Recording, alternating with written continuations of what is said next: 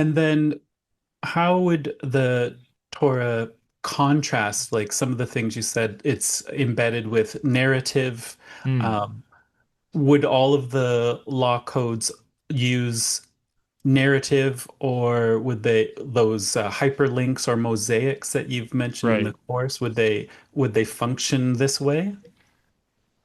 Oh, okay. So there's a problem historically here, right? So the Code of Hammurabi, which most people have at least heard of that, or Yes. if you've heard of anything in the ancient Near East, maybe that's one of the things you've heard of.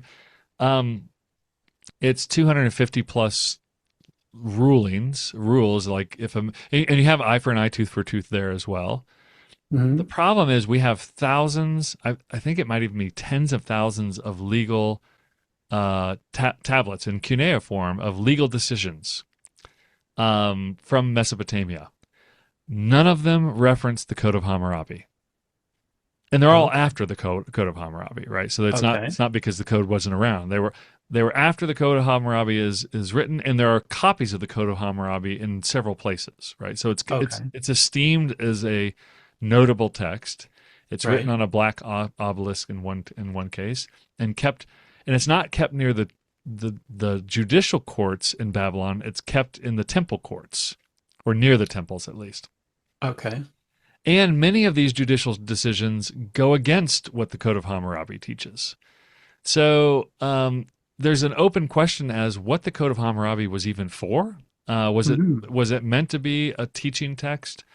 But one thing you do see when you look again at Code of Hammurabi or Namu Lipit Ishtar, one thing that will be very clear when you look at law codes and then you look at the Torah is law codes in the ancient Near East had laws, and that's it.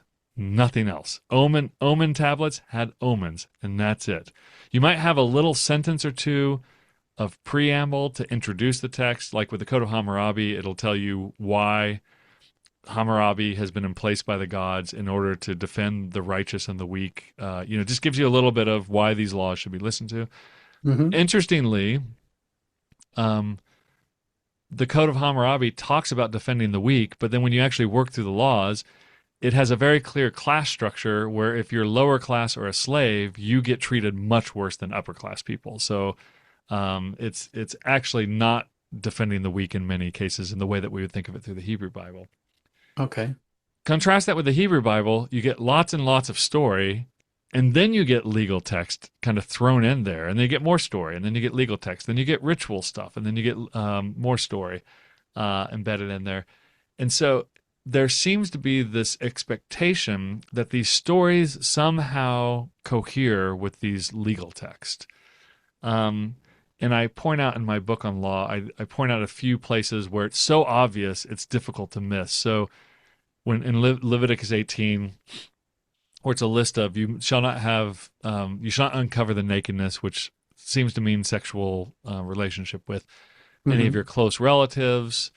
And then it goes into you can't have adultery, you can't do all this.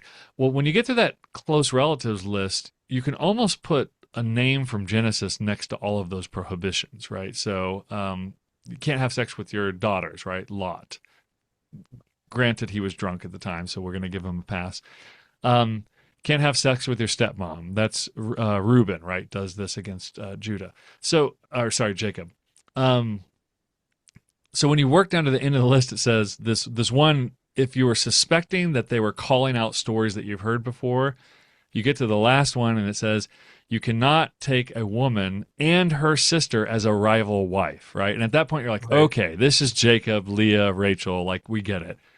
Right. And so the way this might have functioned, I think it's fairly obvious, but I have to just say at this point, maybe this is how it functioned. If you can't imagine why that would be a bad idea to take a woman and her sister as a rival wife, go read Genesis chapters, 25 through 36, and you can read story after story, episode after episode of a story where somebody did that, and look at how that turned out, right? So the Right. narrative seems to fill in your imagination,